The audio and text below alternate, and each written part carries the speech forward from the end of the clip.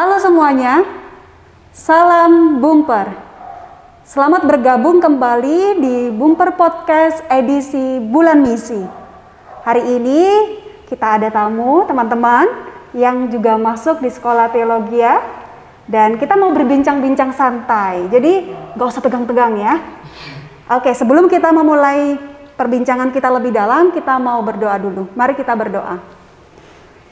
Bapa kami di sorga, terima kasih karena Tuhan boleh mempertemukan kami dan kami akan menceritakan mengenai kebaikan dan anugerah Tuhan di dalam hidup kami. Biarlah kiranya kami boleh merasakan cinta kasih-Mu di dalam hidup kami masing-masing juga. Di dalam nama Tuhan kami Yesus Kristus kami berdoa. Amin. Nah, sebelum kita berbincang-bincang santai, gak usah tegang-tegang ya, kita mau kenalan dulu. Karena ada istilah tak kenal maka tak sayang. Kalau kenal maka disayang gitu ya. Kita mau kenalan dulu. Oke, yang satu laki-laki yang ujung sana namanya adalah Yesaya Soleh. Dipanggil Soleh biar kelihatan soleh gitu ya. Yang satu namanya Apliana Inya Kakak, biasa dipanggil Apli. Yang satu sebelah saya ini bernama Desi Latbual, biasa dipanggil Desi. Oke, cukup perkenalannya ya.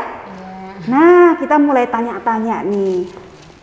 Kira-kira teman-teman, kok bisa? Kan kalau kelihatan kan kalian masih muda-muda banget ya. Yang satu Soleh umur berapa? 21 tahun. 21 tahun. Apli umur 20.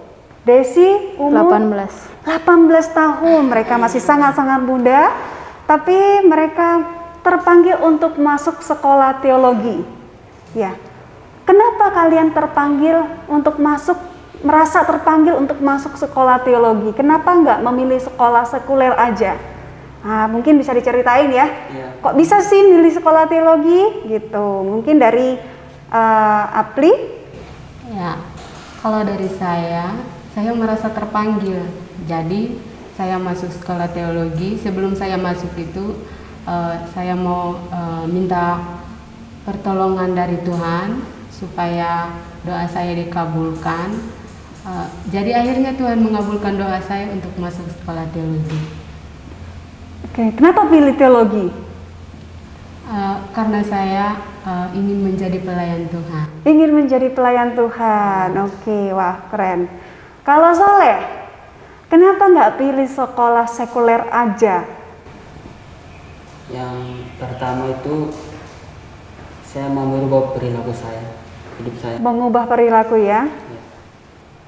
Ya. Yang paling mengesankan dalam hidup saya itu waktu saya diinjili oleh seorang hamba Tuhan, itu yang membuat saya hingga saya harus menjadi seorang hamba Tuhan juga, karena menjadi hamba Tuhan itu istimewa sekali. Oke. Ya. Menjadi hamba Tuhan itu istimewa sekali gitu ya. Oke. Kalau Desi sendiri? Kalau saya terpanggil menjadi hamba Tuhan karena saya melihat teman-teman di sekeliling saya sudah kuliah di sekolah-sekolah sekuler, tapi saya melihat mereka bahwa perlakuan mereka, tingkah laku mereka tidak sesuai dengan sekolah-sekolah teologi yang anak-anak teologi yang apa? Yang maksudnya yang seharusnya gitu. Yang seharusnya ini oleh orang-orang percaya, hidup mereka terlantar kayak gitu. Sejak kapan terpanggil? Oh, aku pengen jadi sekolah teologi ini, kira-kira sejak umur berapa? Atau ada momen-momen khusus nggak? Kenapa kamu kayak merasa terpanggil untuk masuk sekolah teologi begitu? Pasti ada kan ya momen-momen khusus ya. Kok bisa tiba-tiba nggak ada, tiba-tiba masuk mau jadi sekolah teologi gitu? Ya Pak, Soleh dulu boleh? Dari saya, sejak saya diinjili itu, saya punya satu doa itu, saya menjadi seorang hamba Tuhan. Dan setelah saya tamat dari SMA, itu saya berusaha untuk mau mendaftarkan diri untuk sekolah di sekuler. Sepertinya tidak ada peluang untuk saya sekolah di sekuler. Dan saya suatu saat sekitar jam 9 pagi saya tidur. Waktu saya tidur itu saya merasa ada cahaya di samping saya itu. Saya berusaha untuk mau melihat tapi tidak bisa lihat. Dan setelah kejadian itu saya merasa ada sesuatu yang berbeda dalam diri saya. Itu keinginan untuk menjadi seorang hamba Tuhan itu kuat sekali. Dan saya berusaha untuk bagaimanapun saya menjadi hamba Tuhan. Sejak peristiwa itu kamu akhirnya terpanggil untuk masuk sekolah teologi gitu ya? Sejak peristiwa itu. Kenapa merasa kayak nggak ada jalan untuk masuk sekuler?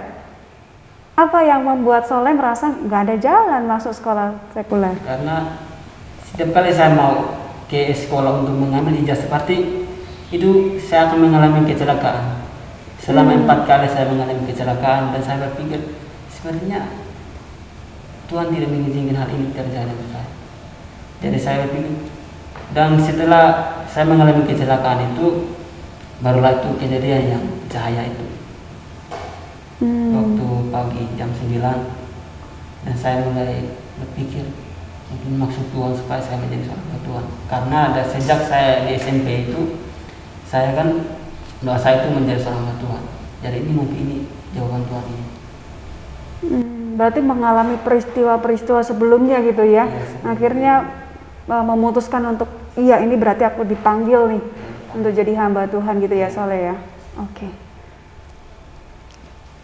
Ya, kalau dari saya, sejak dari kelas 3 SD itu saya sudah berdoa untuk menjadi pelayan Tuhan. Dan sejak 3 SD? Iya, Oke, wow. Terus sejak saya kelas 2 SMK itu saya mengalami suatu penyakit, Karena pikiran saya dari SD sampai kelas 3 SMP itu memang saya berdoa untuk jadi pelayan hamba Tuhan. Nah, setelah masuk SMK kelas 1, saya berubah pikiran untuk mengambil sebagai guru biologi. Nah, saya berdoa dari situ supaya saya menjadi guru biologi. Tapi ketika saya naik kelas 2 SMK, saya mengalami suatu penyakit. Dari situ saya mulai berpikir bahwa ternyata selama pertama yang saya doakan itu saya mau menjadi pelayan hamba Tuhan. Nah, akhirnya dari situ saya mau berubah pikir lagi untuk menjadi pelayan hamba Tuhan. Dan dari situ saya berubah pikiran. Saya tidak mau, saya berdoa kepada Tuhan supaya saya tidak menjadi guru biologi, tetapi saya tetap menjadi pelayan hamba Tuhan. Oke. Apa waktu itu sakitnya parah banget atau gimana? Iya, parah banget, kurang lebih itu 2 bulan. Oh, 2 bulan? Iya. Ngalami sakit itu, sampai akhirnya Apli itu memutuskan untuk, iya kayaknya aku nih dipanggil Tuhan gitu ya. Sejak itu, akhirnya lebih kayak, ya udah Tuhan aku taat aja gitu. Dari situ saya mulai taat kepada Tuhan itu.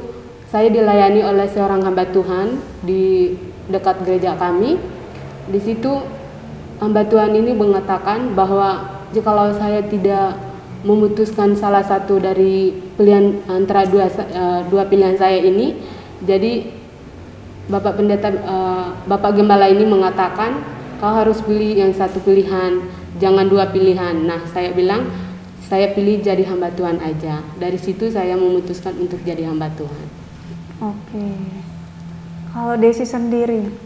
Kalau saya, karena saya dari kecil udah dijodohkan. Dari kecil udah dijodohin, wah. Umur berapa tuh dijodohin tuh? Waktu masih bayi 1 tahun. Bayi waduh. Enak tuh ya dari kecil dijodohkan. Enak nggak dijodohin? Enggak. Enggak enak ya? Oke. Kirain Saya pikir enak dijodohin waktu kecil. Kan enak habis gede udah langsung nikah. Enggak ya? Enggak. Dari umur 1 tahun saya udah dijodohkan. Kok bisa dijodohin? Siapa yang jodohin kamu itu ya? Keluarga. Keluarga? Oke. Jadi saat itu saya udah dijodohkan, lalu saya masuk sekolah, terpaksa saya masuk sekolah. Jadi waktu lulus SMP, saya mengambil keputusan untuk sekolah di tempat lain, jangan sekolah di tempat saya itu, karena nanti mereka kasih kawin saya kayak gitu, kasih jodohkan saya. Jadi dari situ saya mengambil keputusan bahwa saya sekolah di tempat lain. Itu SMP ya? Iya. Jadi saya mengambil keputusan bahwa saya masuk SMA sekalian saya mau sekolah teologi. Sudah mau jadi hamba Tuhan ke depan untuk bisa supaya bisa menjadi pelayan Tuhan ke depan. Okay. Dari situ waktu lulus SMA saya kembali ke kampung. Situ juga mereka udah siapin harta mau kawinin saya, tapi saya nggak mau. Terus dari situ saya berdoa karena keluarga semua nggak setuju untuk saya masuk hamba Tuhan, dan keluarga juga nggak setuju untuk saya sekolah jauh-jauh. Mereka mau saya menikah aja buat bantu adik-adik yang masih sekolah. Di situ saya mengambil keputusan bahwa saya harus pergi untuk sekolah hamba Tuhan. Wah, berarti sebenarnya Desi ini ya bisa dibilang harusnya sekarang ini udah nikah gitu ya. Iya, cuman akhirnya memutuskan untuk tetap sekolah teologi ya gitu. Iya. Dan bahkan keluarganya juga itu kayak nggak menyetujui. Iya. Terus kok bisa tetap masuk sekolah teologi gitu kan, meskipun kayaknya kan kamu kan nggak disetujui tuh. Dan bahkan mereka udah siapin harta tuh buat kamu tuh kan. Udah kayak maksudnya udah disiapin semuanya gitu. Terus kok tetap ngotot pilih sekolah teologi? Kenapa? Ada peristiwa apa? Ada momen apa yang mungkin kayak akhirnya kamu, iya nih aku terpanggil nih masuk sekolah teologi gitu? Ya, saat saya pulang dari kampung karena saya udah mau dijodohkan, dari situlah saya berdoa. Saya setiap malam bergumul, Tuhan kayak mana saya nanti ke depannya? Apakah saya harus menikah atau saya harus kuliah menjadi hamba Tuhan? Setelah saya bergumul setiap hari karena dibenci sama orang-orang di sekitar saya, karena saya mau sekolah hamba Tuhan, jadi mereka benci sama saya, keluarga semua tidak setuju. Pokoknya anggap saya seperti orang lain karena saya memilih untuk sekolah hamba Tuhan. Ya dari situ saya ada satu ibu gembala yang selalu menguatkan saya bahwa kalau memang jalan dari Tuhan untuk Desi jadi hamba Tuhan, tetap ada jalan keluarnya.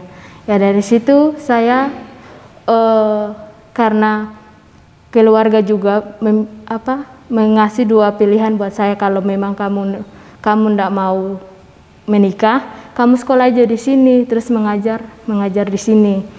Terus saya bilang, Oma Gembala, kayak mana Oma? Saya cuma dikasih dua pilihan.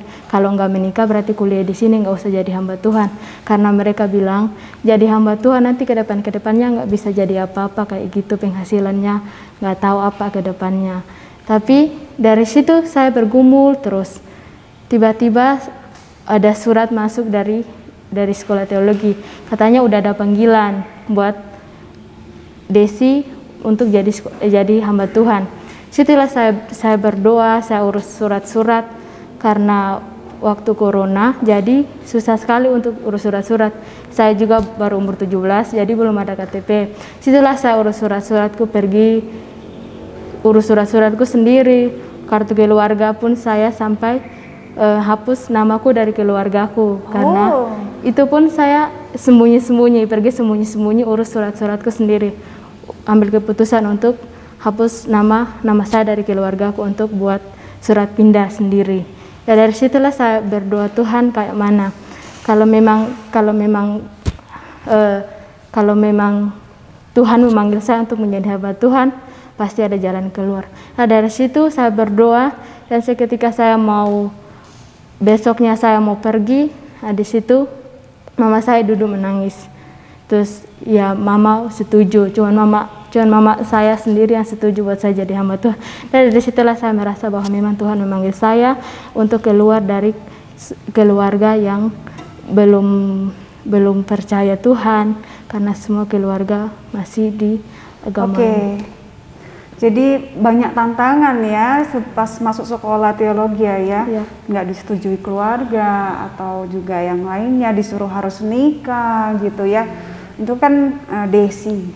Kalau teman-teman yang lain, ada nggak kesulitan lain yang kalian alami gitu ketika kalian harus masuk sekolah teologi ini?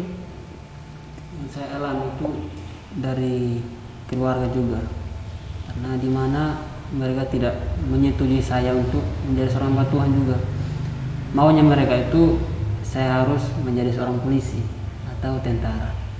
Polisi atau tentara? Iya, gitu. Keren soalnya jadi polisi tentara ya.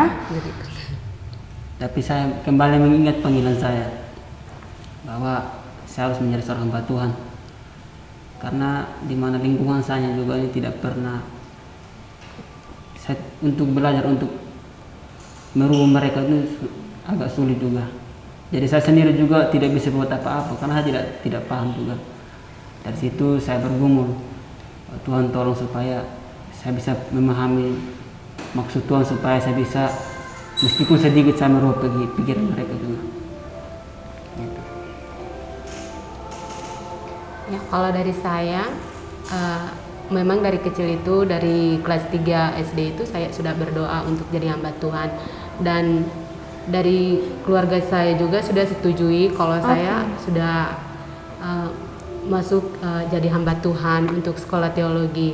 Nah, memang dari keluarga saya itu sudah setuju, jadi tantangannya tidak ada tantangan karena mereka juga sudah setuju untuk saya jadi sekolah. Lebih nggak ada tantangan ya. Jadi kayak jalannya lebih enak aja untuk masuk sekolah teologi gitu ya. Dan dilancarkan semuanya sama Tuhan ya, karena apa? Kecuali misalnya Soleh tadi ya, pengennya orang tua jadi apa gitu. Ternyata Soleh merasa tetap harus terpanggil gitu. Tapi sekarang orang tua udah setuju gitu ya. Sudah, oke. Dan juga Desi sendiri mengalami juga banyak hal gitu ya. Iya. Memang nggak gampang gitu ya untuk masuk sekolah teologi gitu. Kesulitan apa lagi ketika kalian misalnya ada hal apa gitu? Ketika kalian misalnya masuk sekolah teologi itu, apa yang mencoba kalian pikirkan? Misalnya biaya atau yang lainnya kah? Atau gimana gitu? Atau ada perasaan sedih nggak meninggalkan keluarga gitu? Kalau dari segi biaya atau dana, waktu saya dalam juga tidak ada dukungan dari orang tua, dari keluarga juga. Jadi Tuhan pakai banyak orang juga supaya Tuhan pakai banyak orang ya. Dukung saya sehingga saya sampai ke sini juga. Kalau dari saya, pertama itu setelah 1 minggu lagi mau berangkat ke sini, nenek saya meninggal. Dan Siapanya meninggal? Nenek saya meninggal. Oh, oke. Jadi saya merasa tidak terpanggil. Mungkin ini jalan Tuhan untuk tidak memanggil saya untuk jadi hamba Tuhan. Nah, dari situ, walaupun dari situ kejadian nenek saya meninggal, tetapi saya tetap berdoa untuk Tuhan. Tuhan, kalau memang ini sebuah tantangan yang saya hadapi, tetap saya mengandalkan Tuhan, walaupun ini kejadian terjadi untuk membatalkan saya sebagai hamba Tuhan untuk menjadi pelayan Tuhan. Nah, dari situ saya berdoa kepada Tuhan supaya kalau emang ini jalan keluar, jalan tantangan saya, tetap saya lewati. Kalau emang Tuhan manggil saya tetap menjadi hamba Tuhan. Nah, dari situ saya bilang sama mama saya, Mama, saya tidak mau membatalkan panggilan saya sebagai hamba Tuhan. Dan dari situ juga Mama mengatakan, iya, kamu tetap menjadi hamba Tuhan. Dari situ saya menyadari bahwa emang Tuhan itu baik sekali. Jadi saya benar-benar mengagumi atas kebaikan Tuhan. Jadi akhirnya saya bisa sampai di sini walaupun dalam tantangan yang tadinya nenek saya meninggal dalam 1 minggu itu. Jadi setelah penguburan semuanya selesai dalam acara atas meninggalnya nenek, jadi saya bisa berangkat dari sini sampai di sini. Nah, biayanya saya bergumul karena tadi ada nenek yang meninggal, jadi biaya untuk keberangkatan saya dari sini dipakai semua. Jadi saya bilang sama Mama, gimana Mama kalau saya dipanggil hamba Tuhan, padahal biaya saya untuk berangkat ke I3 sudah dipakai. Nah, Mama bilang, kamu itu harus meyakini bahwa Tuhan itu panggil kamu. Nah, dari situ saya berdoa kepada Tuhan. Dan akhirnya ada seorang teman Mama saya yang membantu untuk membiayai datang ke sini. Wow, ya. Dibantu oleh teman. Ya, berarti memang pertolongan Tuhan gitu ya untuk masuk sekolah teologi gitu. Setelah masuk sekolah teologi, bagaimana perasaan kalian? Setelah akhirnya masuk gitu ya, wah ternyata aku sudah masuk nih sekolah teologi. Gimana perasaannya? Ya, kalau yang pertama-tama masuk mungkin agak harus beradaptasi dulu. Adaptasi dulu ya, soalnya ada beda lingkungan ya. Di sana dingin, di sini di NTT panas. Di sana panas, di sini dingin gitu ya. Jadi beda situasinya gitu ya. Dan juga lingkungan juga, karena latar belakang kalau harus berubah juga. Juga waktu saya datang ke sini juga saya juga bergumul karena orang tua pun kan mereka tidak mendukung. Jadi saya juga harus berusaha supaya membuat mereka juga bahwa menjadi seorang hamba Tuhan itu berharga sekali. Jadi selama saya tempat ini, ya saya berusaha untuk memberi mereka firman Tuhan yang macam renungan apa yang saya dapat saya sampaikan. Jadi mereka semakin percaya bahwa saya harus menjadi seorang hamba Tuhan. Oke. Ya, kalau dari saya kan kita berbeda daerah nih. Di sini kan Jawa, jadi bahasanya itu halus-halus. Kalau kami orang Timur kan bahasanya itu kayak keras-keras. Jadi beradaptasi itu harus menyesuaikan diri. Terus lingkungannya juga kami di sana panas-panas, yang khususnya orang timur itu kan panas-panas. Panas-panas. Di Iya, sini kalau dingin. dingin Apalagi sekali. kalau disuruh mandi pagi ya. Jam 4 pagi misalnya gitu ya. Jam 4.45 itu harus mandi 4.45 subuh-subuh. harus bangun. Iya. Pagi sekali ya. Iya. Setiap pagi harus bangun 4.45. Iya, harus bangun 4.45. Di kampus itu ya. Soalnya semuanya tinggal di asrama kan ya. Kalau tingkat 1 itu harus wajib, harus mandi duluan. Oh, tingkat 1 itu harus mandi duluan. Iya, kalau tingkat 1 harus mandi duluan. Oh, waduh. Kalau tingkat 4 mandi belakangan. Iya, mandi Enak belakangan. mereka yang tingkat 4 ya. Tingkat 1 yang sorong gitu ya. Tapi airnya Yang tetap susah. dingin. Ya. Jadi itu pengalamannya ada adaptasi gitu ya. Iya. Oke. Kalau Desi? Ya, kalau dari saya setelah masuk di sekolah teologi, awalnya saya juga ikut bergumul sekali dengan beradaptasi dengan lingkungan di sini, karena di sana panas, terus sampai sini tiba-tiba dingin, terus harus disuruh harus mandi pagi-pagi, itu Sama tadi bergumul keluhannya. sekali. Sama keluarnya sama. Pagi-pagi ya. Di sini airnya dingin banget gitu ya. Dingin Oke banget lah. Dan saya di satu sisi saya merasa senang karena saya keluar dari keluarga yang tidak percaya, dan saya bergumul sekali untuk menjadi hamba Tuhan, dan saya masuk sini saya bersyukur sekali karena bebas dari yang mau dijodohkan. Jadi saya merasa bahagia sekali masuk sekolah teologi. Jadi dan setelah masuk pun bahagia gitu. Meskipun harus dingin-dingin ya gitu ya. Harus mengikuti pembentukan di senang, sini bangga. bagaimana, tapi merasa senang karena ini Jadi hamba Tuhan ambil saya keluar dari keluarga yang harus mau dijodohkan saya. Oke, nah kan udah masuk teologi ya, terus kalian bilang setelah masuk kampus itu kalian bilang juga harus beradaptasi gitu kan ya. Dan banyak pasti suka dan dukanya gitu. Iya. Pernah nggak sih kalian merasa kayaknya aku setelah masuk teologi itu aku salah nih? Atau misalnya pengalaman-pengalaman apa yang kalian rasakan setelah kalian masuk sekolah teologi? Kalau setelah masuk di sekolah teologi ya, dan di sini juga kan masih masa pandemi juga. Masih pandemi, Iya, betul. masih pandemi, jadi tidak bisa keluar juga kan. Nggak keluar-keluar kemana-mana ya, di Iya, sini di ke asrama asrama, terus di gitu. Iya, dia semangat terus. Jadi kerinduan saya itu mau menginjil, nah, keluar jalan, tapi memang dibatasi jadi. Ya, Jadi cuma di dalam doang gitu akhirnya ya. Kegiatan-kegiatan kampus gimana? Tapi berjalan terus ya semua ya. Kalau kegiatan dalam kampus itu berjalan terus. Setiap pagi 5:30 itu harus ada kerja praktis, sapu-sapu. Oh, 5:30 kerja praktis. Iya. Semuanya, mahasiswa Iya, semuanya. Kerja Dari praktis. tingkat 1 sampai tingkat 5. 1 sampai 5. Iya, itu wajib. Wajib ya, Iya. nggak boleh ada yang tidur gitu ya, kecuali boleh. sakit kali ya. Iya, kecuali sakit baru itu ya. setelah renungan pagi itu Oh, ada renungan pagi Iya. dulu, Iya. terus setelah itu kerja praktis, kerja praktis, setelah itu makan Baru pagi, pergi sarapan pagi, sarapan pagi. berangkat. Pergi Siap-siap untuk ibadah, selesai. Ibadah. Oh, ada ibadah dulu. Iya, Iya, ibadah pagi. selesai ibadah baru pergi melakukan aktivitas di kampus kuliah. Oke. Seneng nggak? Senang. Senang. Senang banget ya.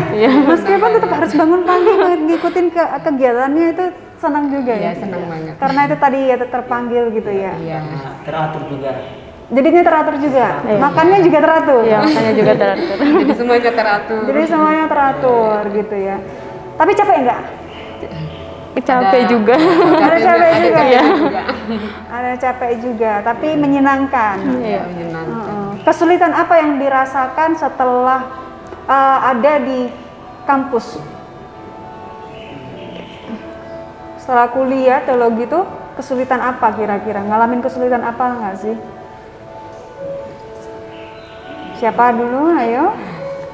Ya, kalau saya, karena saya tahu bahwa masuk di sini itu kan setiap minggu ada weekend 2 hari, hari Sabtu sama hari Minggu.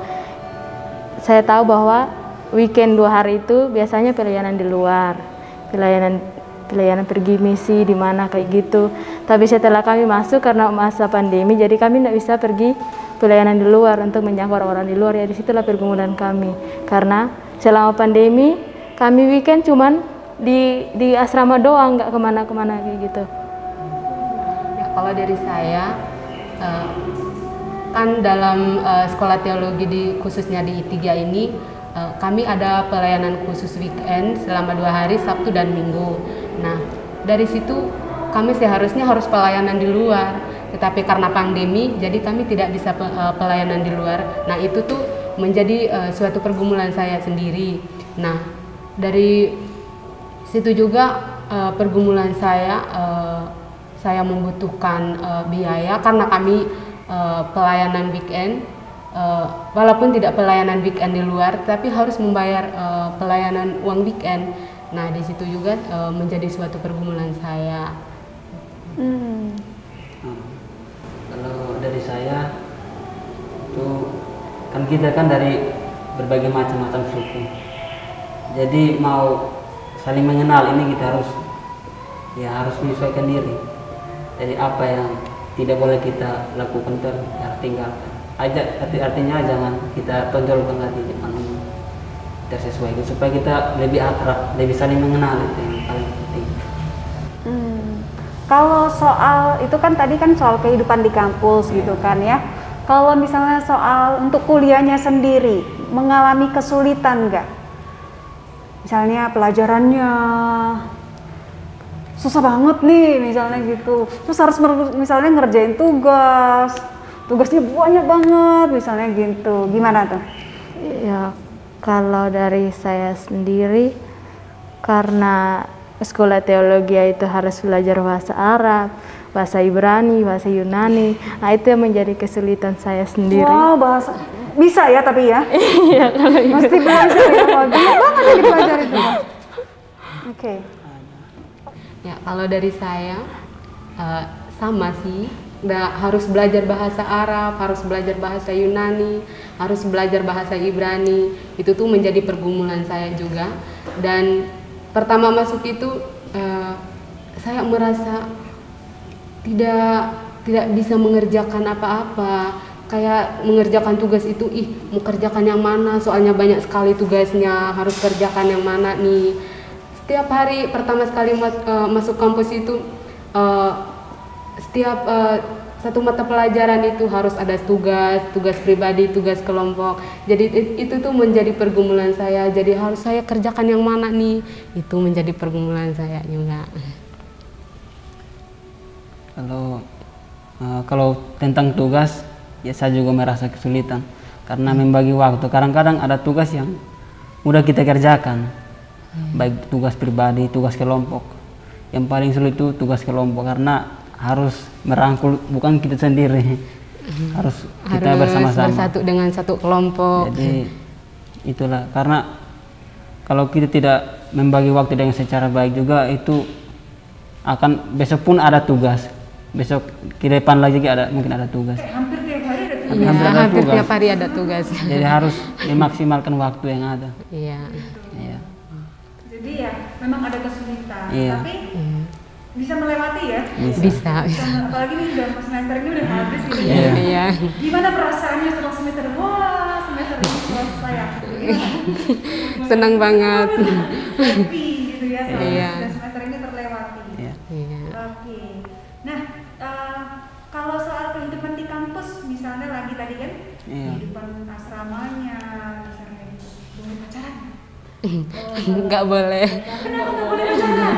Kalau dari tingkat 1 sampai tingkat 2 itu nggak boleh, kecuali kalau sudah tingkat 3. Oh, oke. Itu juga harus lapor. Kalau nggak nanti Harus lapor ke siapa ini?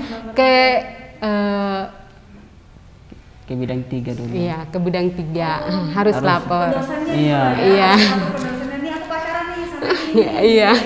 Baru boleh. Iya. Itu pun tingkat 3. Tingkat Iya. 3. Masih tingkat 2. Belum Kalau di misalnya ada yang nakal. Gimana tuh? itu Kalau ketahuan dari bidang 3 itu Diingatkan lah ya. iya, diingatkan. Pacaran ya, masih nanti ya. Nanti dulu. Nanti dulu. Berarti seperti kalian ini. Iya. Kalau tingkat 1 tutup mata 2. Mata 2. Kalau nanti tingkat 2 udah mulai. Iya, buka mata 1. Oke, istilahnya begitu. Nanti kalau tingkat 3 buka lebar-lebar. Wah, keren. Nah, kalian pasti mengalami banyak kasih karunia Tuhan kan? Iya, banyak Sebelum sekali. kalian masuk sekolah teologi dan juga setelah ada di dalam sekolah teologi juga pasti kalian mengalami anugerah Tuhan. Iya. Mungkin bisa diceritakan secara singkat yang kalian rasakan. Di sana pertolongan Tuhan kalian tuh nggak nyangka misalnya. Kok bisa aku ya masih tetap terus melanjutin, padahal aku sebenarnya kayak misalnya nggak nyangka aku bisa tetap melanjutin sekolah ini, tapi Tuhan kayak kasih ya. Iya. Kalau Dari saya, yang paling saya syukur itu memang saya berada di lingkungan yang tidak mendukung juga, tapi Tuhan memposisikan saya di tempat, di situasi itu. Namun hati saya ini keras sekali bahwa kamu tidak boleh mengikuti hal ini. Sampai saya tiba di tempat ini, saya bersyukur bahwa Tuhan ini sangat luar biasa. Kok dihadirkan saya di lingkungan yang orang-orang yang memang tidak percaya, orang-orang yang hanya melawan gereja. Namun Tuhan hadirkan saya di tempat itu, dan saya saya belajar bahwa lingkungan luar ini seperti ini. Jadi kita tidak boleh mengikuti dunia, harus taat pada firman Tuhan juga. harus belajar taat. Iya, gitu taat. Ya, kalau dari saya, yang paling saya kagumi itu pribadi yang tidak terbiasa bekerja harus bekerja, terus. Oh, dulu berarti kamu nggak pernah kerja? Sudah terbiasa juga sih Kak, kerja di sawah sama. Pernah nangis nggak setelah sekolah teologi? Kalau itu lagi rindu keluarga itu menangis. Iya. Terus yang saya kagumi juga atas kebaikan Tuhan itu setiap pagi harus merenungkan firman Tuhan.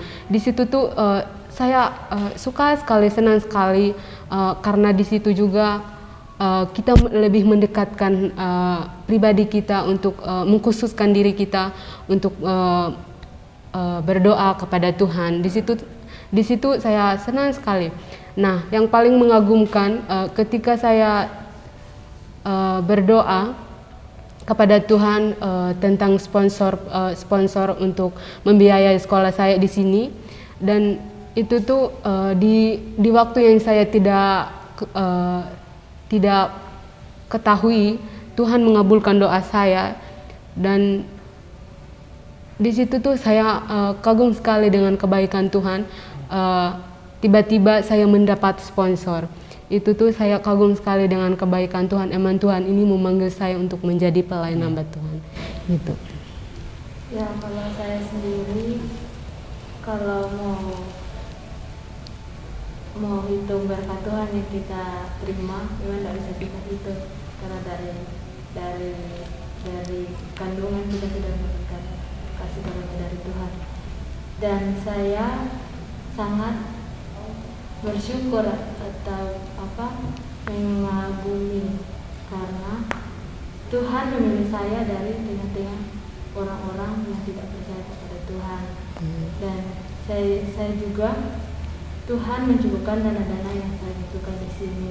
Misalnya harus bayar uang SPP. Dan saya tidak pernah menyangka bahwa Tuhan sudah menyiapkan semuanya, karena saya dari keluarga yang penuh dengan kekurangan. Jadi saya tidak pernah menyangka bahwa oh Tuhan, bagaimana saya nanti kalau sekolah teologi, bagaimana dengan dana-dana yang dibutuhkan, karena keluarga semua tidak setuju. Tapi sampai saya sampai di sini sampai sekarang, saya merasa bahwa kuasa Tuhan itu memang nyata. Kalau memang kita mau betul-betul mengikuti Tuhan, mengikuti panggilan Tuhan, maka Tuhan akan menunjukkan semua dengan yang kita butuhkan. Ya, kalau begitu kira-kira apa harapan kalian ke depan? Misalnya setelah kalian lulus dari sekolah teologi, apa harapan kalian?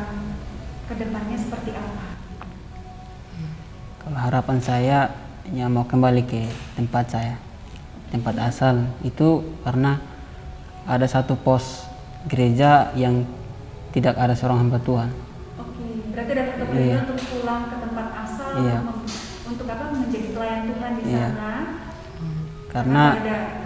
Karena ada seorang hamba Tuhan alumni dari sini juga, di Kewalahan juga, karena harus melayani dua gereja ini.